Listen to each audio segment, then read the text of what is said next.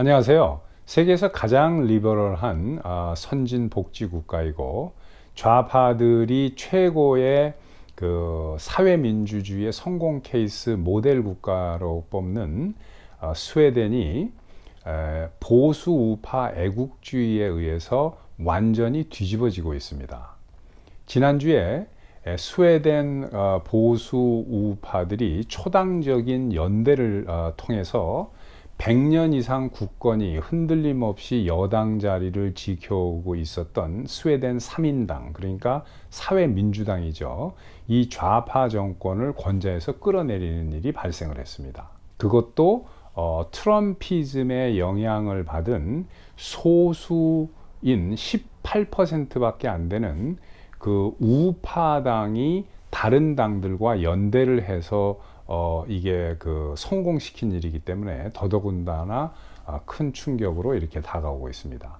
자, 제가 그 5월 중순쯤에 그 제 동영상 56회인데 유럽의 그 현직 그 수상 대통령 몇 명과 그 보수 정치인들이 그 연대를 해가지고 EU 내에서 보수 우파 사상을 확장시켜 나가자라는 연맹을 결성했다라는 그런 그 동영상을 5월 중순에 올렸습니다. 그 이후로 실제로 이러한 일들이 현실화되면서 스웨덴에서 지난주에 현직 수상이 끌려 내려오는 헌정 역사상 처음으로 시사하는 바가 엄청나게 큰 이러한 사건입니다. 이 기사는 이제 NBC의 보도입니다. Swedish Prime Minister Löfven ousted in Parliament, no confident vote. 스웨덴 수상 로븐이 국회 불신임안에 의해서 쫓겨났다, 이런 이야기인데, 그리고 이제 그 밑에 뭐 키포인트들이 있는 것을 한두 가지만 말씀을 드리면은, 그 현직 수상을 국회 불신임안을 통해서 파면한 것은 스웨덴 헌정 역사상 처음 있는 일입니다. 그리고 이제 스웨덴 국회의 총 의석수가 349석인데 과반수인 175표로 이제 불신임안이 이제 가결이 되는 건데, 필요한 175표보다도 6표나 많은 181표로 이게 신속하게 통과가 됐습니다. 그런데 의회가 열리자마자 그냥 몇십 초 안에 통과가 돼버린 거예요. 뭐 그 전에 이제 다 연대를 통해서 이제 의회를 열은 거니까. 우리가 이제 스웨덴이라고 하면 친숙하게 알려져 있는 게 이제 볼보 자동차하고 과거에는 이제 사브 자동차라는 게 있었습니다. 지금은 그 생산이 중단됐지만, 하지만 사브는 아직도 뭐 중소형 비행기 엔진이라든가 이런 것들을 만들어내는 큰 그런 기업입니다.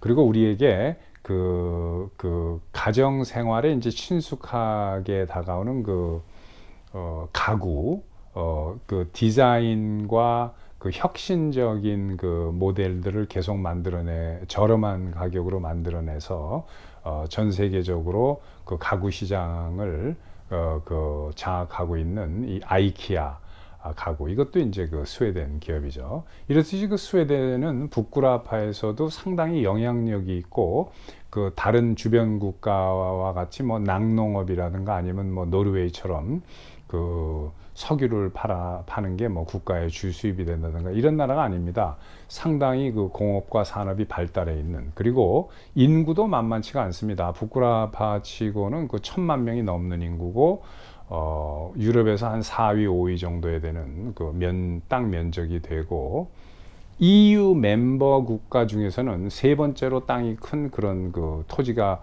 면적이 큰 그런 나라입니다. 그래서 영향력이 있는 나라죠. 자, 스웨덴 정치를 잠깐 그 쭉 배경을 설명을 드리면은, 스웨덴은 그 20세기의 반 이상을 당이 3개 정도밖에 안 됐어요. 그러니까 3인당, 지금 현재 사회민주당하고 모더릿 당이라고 이제 중도당이고, 그 다음에 이제 뭐 센터당이 있었습니다. 중도당. 뭐 이런 정도가 쭉 2차 대전 이후까지 20세기에서 쭉 이렇게 오다가, 그 다음에 이제 2차 대전 이후로 그 신당들이 한 두세 개 생겼는데, 뭐 그린 파티라고 뭐 환경을 중시 여기는 이런 파티, 또 뭐 뉴 데모크래츠라고 해서 신민주당, 또 크리스천 데모크래트, 기독민주당, 뭐 이런 당들이 중도 중도 우파 성향이 있는 당들이 생겼습니다. 근데 여러분들이 당 이름에서 이제 아시다시피 스웨덴은 전부 다 데모크래시예요. 무슨 기독민주당, 뭐 신민주당, 사회민주당, 무슨 스웨덴 민주당, 전부 민주당입니다. 그래서 여기는 민주당자가 들어가지 않으면 당을 만들 수가 없을 정도로 이렇게 그 사회주의와 민주당이 세가 센 그런 나라예요. 그래서 여러분들이 이제 그 확실하게 제가 한 가지 말씀을 드리면 이 스웨덴의 우파당, 그러니까 미국의 공화당과 비슷한 그 스웨덴 우파당은 스웨덴 데모크래시입니다. 그러니까 스웨덴 민주당이에요. SD라고도 하는데 스웨덴 민주당이 스웨덴의 보수 우파당입니다. 그래서 스웨덴 민주당은 그 트럼프를 지지하고 트럼피즘을 지지하고 그 자국 우선 애국 보수주의를 표방하는 당이 스웨덴 민주당입니다. 그러니까 이걸 헷갈리시면 안 돼요. 스웨덴 민주당이 애국 보수당이다. 그런데 이번 일을 주도한 게 스웨덴 민주당입니다. 그래서 스웨덴 민주당은 국회의석을 차지하고 있는 퍼센티지가 18%가 안 되는 당인데 이 당이 중도당들과 연대를 벌여서 그 100년 정권을 무너뜨리는데 이번에 그 이니셔티브를 잡고 리드를 한 당입니다. 그러니까 이게 경이스럽고 큰 그 트럼피즘이 이렇게 유럽 정치에 지각 변동을 가져오고 있다는 큰 의미가 있는 겁니다. 스웨덴 민주당, 스웨덴 데모크렛 당은 창당한 것은 한 30년 정도가 됩니다. 1988년도에 창당을 했는데 이 당이 정당으로서 의정 활동, 국회 내에서 의정 활동을 하기 시작한 것은 10년 정도밖에 안 됩니다. 왜 그러냐면은 그 스웨덴의 그 법에는 국회의 의석수가 그래도 최소한 4% 정도는 있어야지만 당으로서 국회 내에서 의정 활동을 할 수 있습니다. 그래서 스웨덴 그 민주당, 스웨덴 데모크래트 이 당은 우파당으로 창당된 지가 30년이 넘었어도 국회의원이 그저 뭐 한두 명, 두세 명밖에 안 되니까 당으로서 의정 활동을 못 했던 거예요. 국회 내에서. 10년 전까지. 근데 10년 전에 처음으로 2010년 총선에서 처음으로 한 20석 정도를 차지를 해서 4%가 넘어갔습니다. 5점 몇 %가 이렇게 된 거예요. 국회의 의석을 차지하는 퍼센티지가. 그래서 비로소 2010년이 돼서야 본회의하고 국회 내에서 의정 활동이 당으로서 가능하게 된 그런 조그마한 군소 정당입니다. 말씀드렸듯이 스웨덴은 사회민주주의가 워낙 워킹이 잘 되어 왔기 때문에 이 우파나 뭐 공화주의나 이런 당은 힘을 쓸 수가 없었습니다.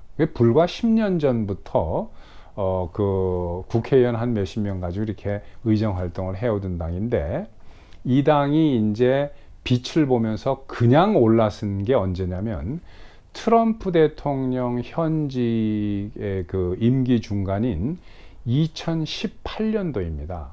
이 당은 처음부터 창당할 때부터 우파당이고 30년 전부터 계속 보수 애국주의를 표방하던 그런 당이었습니다.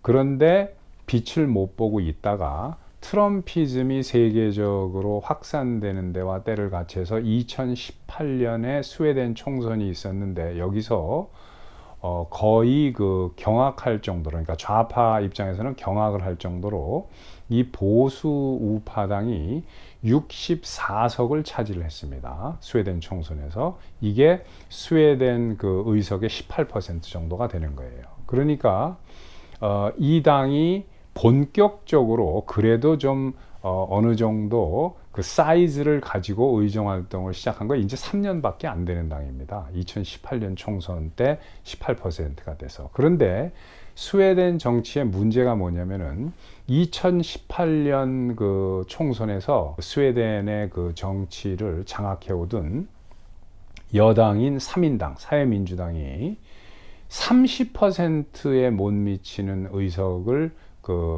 차지를 함으로써, 그러니까 100석밖에 차지를 못한 겁니다. 그러면서 30%가 안 되는 28% 정도로 주저물러 앉은 거예요. 이 전통 100년 전통의 여당이.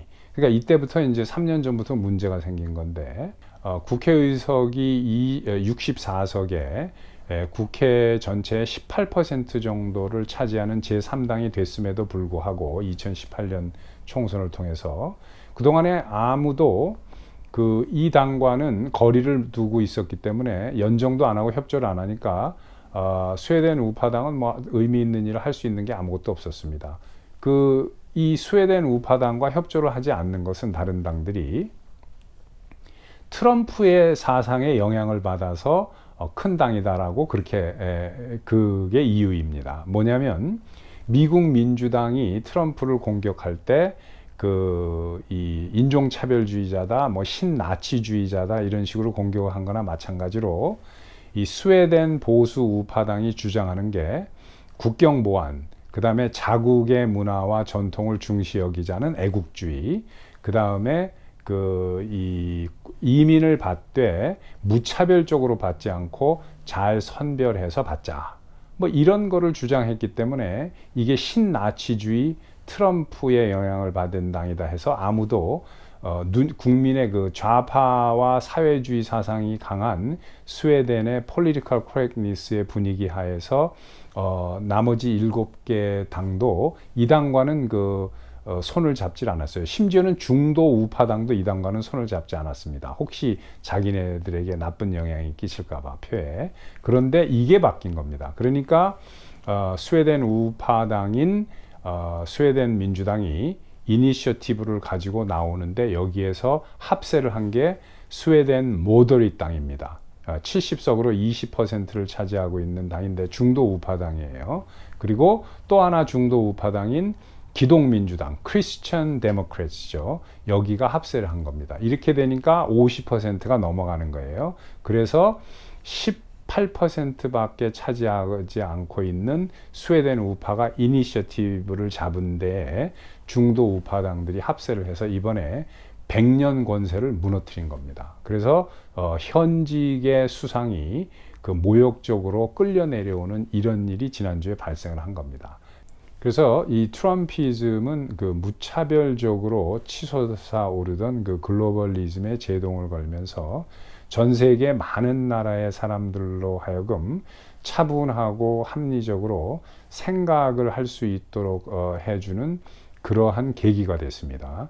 그래서 이 스웨덴의 경우에서 이제 보시다시피 트럼피즘이라는 것은 이제 미국 국내에서는 America First 그리고 Make America Great Again으로 이제 표방이 되고, 국제적으로는 이제 자국의 문화와 전통을 중시 여기자라는 애국 보수주의적이면서 또 자국의 국경 보안을 튼튼히 하고 이민을 받고 외국과 교류를 돈독하고 원활하게 하되 자국 우선 중심으로 하자라는 자국 우선 중심주의라고 봐야 되겠죠. 이러한 사상이 전 세계적으로 지금 부각되면서 팽창되고 있는 겁니다. 그러니까 주류 언론들이 이야기하던 트럼피즘이 뭐 시들다거나 이런 것은 아니고 오히려 반대로 트럼피즘은 점점 더 팽창을 하면서 제가 감히 예상컨대 앞으로 시간이 지나면서 2, 3년 동안에 트럼피즘은 더 늘어나지 않겠는가. 그래서 트럼피즘, 그러니까 자국 우선주의는 세계적인 트렌드로 되고 오히려 글로벌리즘이 제동이 걸리는 이러한 형국으로 국제정치가 바뀌지 않을까 하는 게 저의 의견입니다. 자, 오늘은 여기까지 하겠습니다. 유익하게 보셨으면 좋아요, 구독, 그리고 많은 분들과 같이 공유해 주셨으면 감사하겠습니다. 또 뵙겠습니다.